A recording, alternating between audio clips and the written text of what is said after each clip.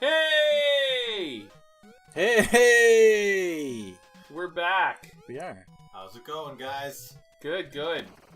Who would have thunk it? Who would have known?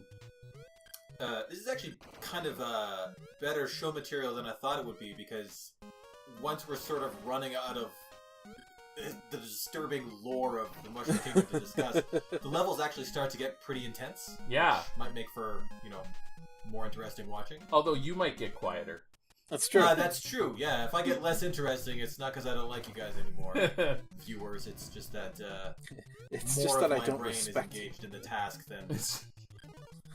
And you don't respect this.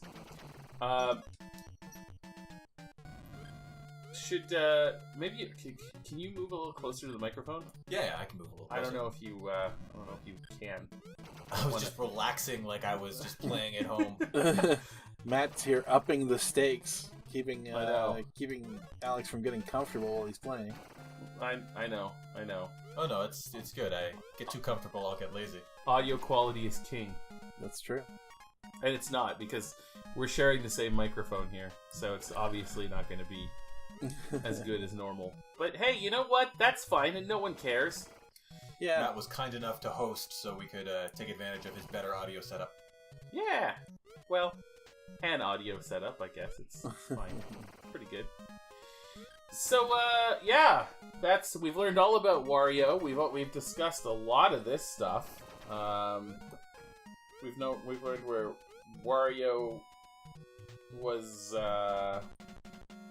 where he came from, what his deal is, that he was made out of spite. That is a villain story, if ever there was one. Yeah. He was made out of spite.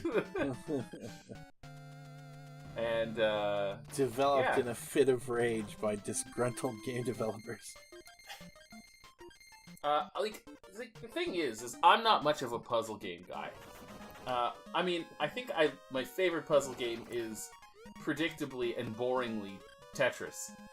It's hard to go wrong with Tetris. Tetris is very possibly, arguably, one of the best video games of all time.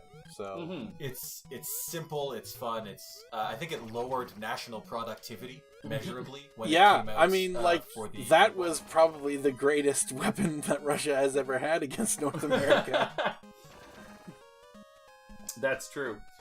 And it's so great and it's so simple. Culturally significant. Oh, for sure. Yeah. So I know that's boring, but I've played some puzzle games in my day. It's just like getting to a 54th screen is just it's not something I've ever done. This is true. I don't do it with most other puzzle games either. I don't not like them, but I don't. I wouldn't select them as my favorite genre. I like platformers and lots of different stuff. They didn't really it's grab pretty much you just the way this it did. puzzle game because it was sort of it was like a treasure when I found it the first time. Well, that's true. This one has a special origin story for you. Yeah. It's funny how those external things can sort of also contribute to one's enjoyment of the product, though. Oh, for sure. The fact that you got it for free and played it like in a game in a game, a game within a game. Yeah. And I did it I just researched it. I was online. This is early days of internet, really. Well, not early. Internet was about as old as I was. But it wasn't that easy. You had to go on Game Facts, and it was all a nasty text document, and right. Sometimes it wouldn't even be true.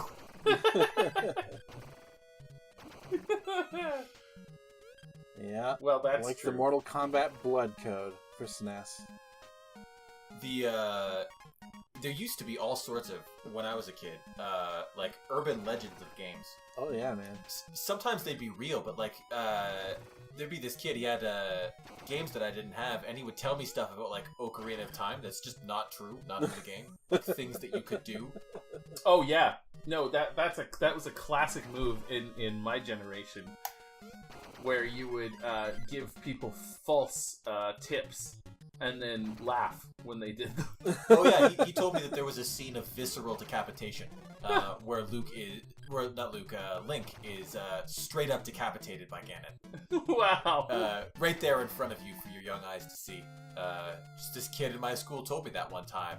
Well, what was weird is other stuff he told me about that same Ganon fight was true. You lose your sword, Zelda has to throw it to you. And I'd never seen anything like that happen in a game, so I knew that the decapitation was probably not true, even as a kid. And I sort of took the rest of it as true, because, like, I don't know any game that complex. I don't think that's true. I don't think there is a sequence where you don't have your sword anymore. Who's going to program that? But that part of the story was actually true. That's part of the sequence. Yeah.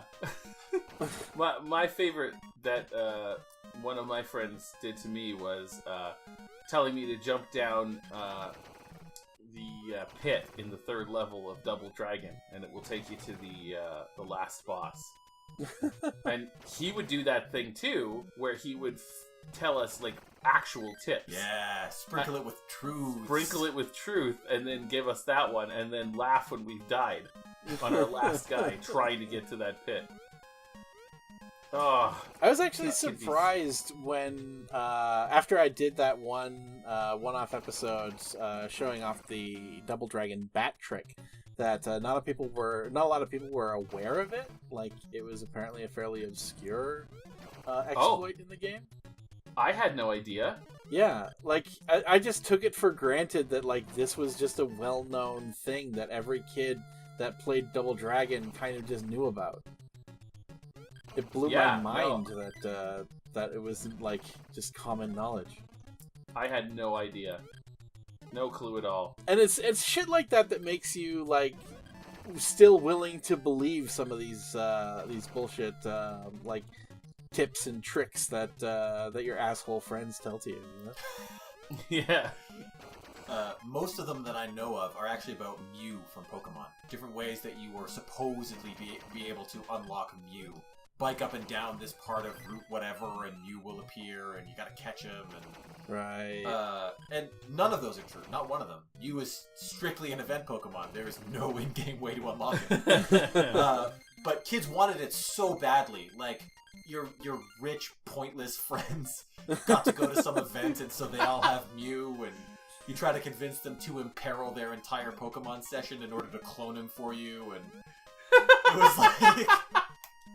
It was like a whole thing, and yeah, there's just no way to do it. All of those are lies, every one of those, and there are so many urban myths about it, and it's kind of a part of gaming culture that doesn't quite exist anymore because people can just Google that shit. That is true. It was that was a really important part of gaming culture is trolling your friends. The lies. Yeah, like there's a secret. Lying. Yeah.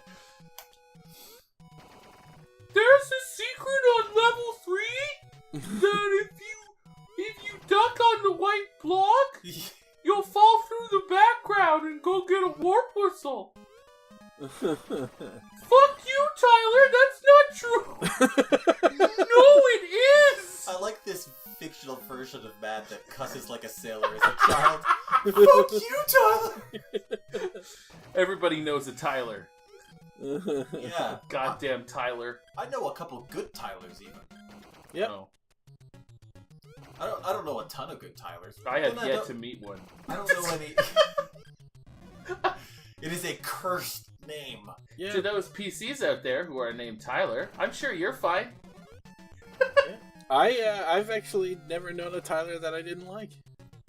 Wow. Yeah. Actually, I've got a pretty good Tyler track record too in terms of liking people. I was gonna give examples, but I don't want people to track them down. It wouldn't be that hard. You Tylers out there, you know who you are. You're also not watching this. You've got better things to do. Tyler is such a like a middle school, junior high type. Like everybody knew one in junior high, and it's like it was a popular name. Yeah. Yeah, it was a very popular name. My friend Tyler, he biked to school, and he got hit by a car. Yeah, it's great. Anyway, that's right. So the the tragic part of that story is Tyler actually knew about the warp whistle trick, and nobody believed him. This episode is almost as Tyler heavy as the last episode was poop. Poop heavy, yes. Now, I mean, there is very little excuse to not know about the secret warp whistles in Super Mario World, or Super Mario 3. Yeah. Though, because, like, the entire movie, The Wizard, was basically created to spoil that for you. To spoil that, yeah. And to sell Super Mario 3 to you. The world's longest ad. Tyler! That's an inherently funny sentence, I think. Fuck you. Just fuck you, Tyler. I would never dare say that back when I was that young. Even if you're like without context or without the voice, just fuck you, Tyler. That's pretty funny. Like it's not riotous without the voice, but it still works. What's a game that you used to play on the NES or the Super NES or just whatever system you played that made you just the most angry? Just like biting the controller, throwing it across the room, angry. I didn't have an NES or an SNES. That's not quite true. We had a very old second-hand NES that would work about 1 in 10 times. But I basically didn't play anything on that. The thing never worked well enough to get frustrated with it. You didn't get anywhere. We tried to play this game, Sky Fortress. And it was like magic getting this game to work. Like, it was... it would just glitch out on you, and we tried to get as far as we could. But we didn't really get, like, pissed at it because it clearly wasn't working. It wasn't the game's fault. It was this old, dusty, like, dying from internal moisture NES or whatever. Right. The first game that I think I experienced genuine rage about was Nintendogs. Nintendogs is like a mental health problem in a box. Like it's like I would go from I was so excited to meet this dog that I was gonna be my little virtual pet, and I was picking out exactly the one that I wanted, to switching to like crying and swearing at this stupid dog because the voice recognition wouldn't listen to me, and like it just wouldn't do any of the tricks. You'd be like, sit, and the program would play back like, and the dog is like, it just doesn't sit ever. And so you're trying to like, this is for your kibble, you little asshole. Like, sit. Like, do you want to unlock the cool shit or not? And it would just never listen to you. And I like, it was maybe like as angry as I can ever remember being as a child playing Nintendogs. The other one, I hate Nintendogs. Last Nintendogs anecdote, I found a way that there was a way to put your dogs in suspended animation. You load it up on somebody else's DS.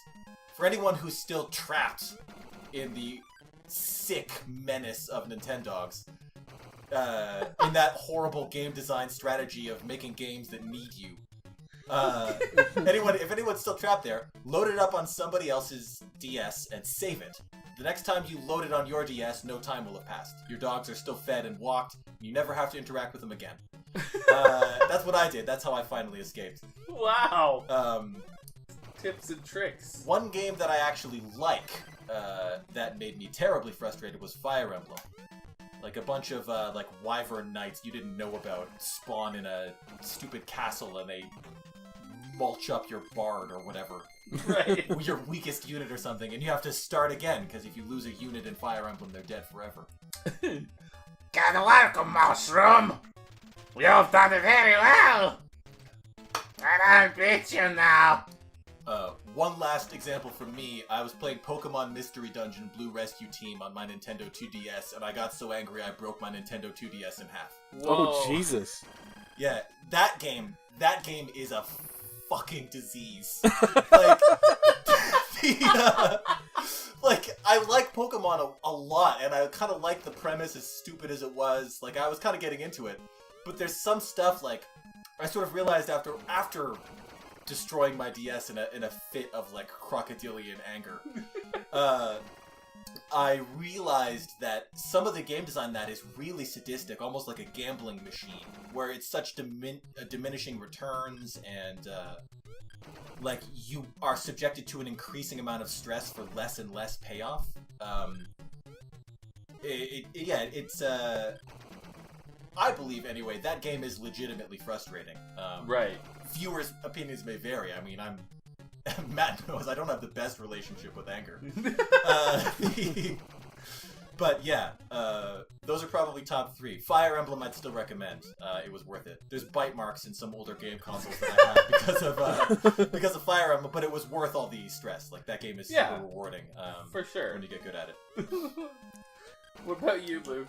Well, as a younger brother, Street Fighter 2 was probably one of those. Yeah, for me, a younger brother with an elder brother that was not afraid to cheese the ever-loving fuck out of you, using like getting you into a corner and then just low kicking you until you were out of health. I was that older brother, so I know exactly what you're talking about. Yeah, that is just a distinctly older brother thing to do, right? Just ruin your younger brother's day, because you managed to get him into a corner, and you know, familiarity breeds contempt. Well, it was also you don't mind destroying your younger brother. No, because it's like, play Super Nintendo with your little brother. I don't want to. It is your right to destroy your younger sibling. I'll play, but I'm gonna make him never want to play this game again. That's how my brothers did that with Super Smash Brothers. I should say my older brother did. My little brother is ridiculously good at Super Smash Brothers, still is today, but he doesn't really make you feel bad about it. Right. He's a very sweet guy. He had terrible brothers. I was a nasty big brother. I try to be better now. Well, yeah. Me too. Yeah. He's pretty cool about it. Like, he acts like I wasn't a tiny little ogre when I was a kid.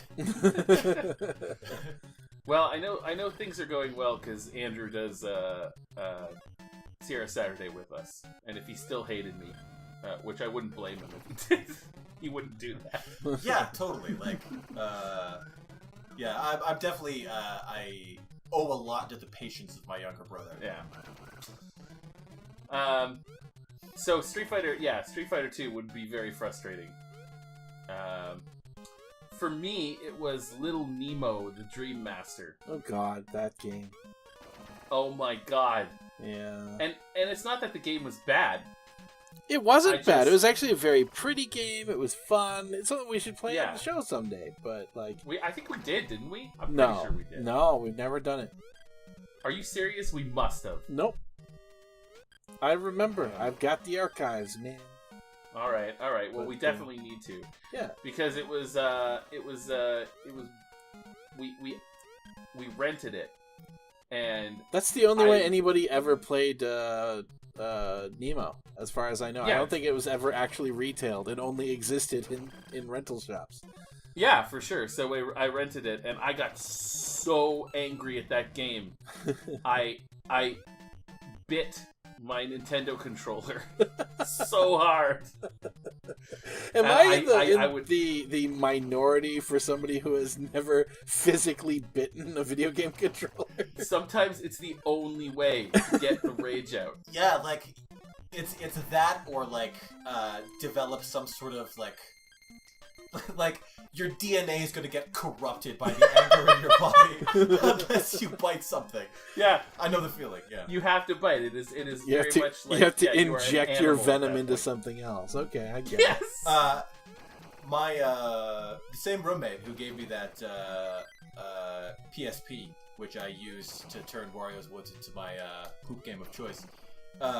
He actually introduced me to Fire Emblem, and we both had that same experience with one of the games, where like you're doing a level, you're doing really well, an enemy spawns where you don't expect it to, and he would just sit there quietly biting down on the corner of his Game Boy Advance, and he was like, he did not have the relationship that I did with anger. He was a very calm, collected fellow, slow to anger, cool as a cucumber.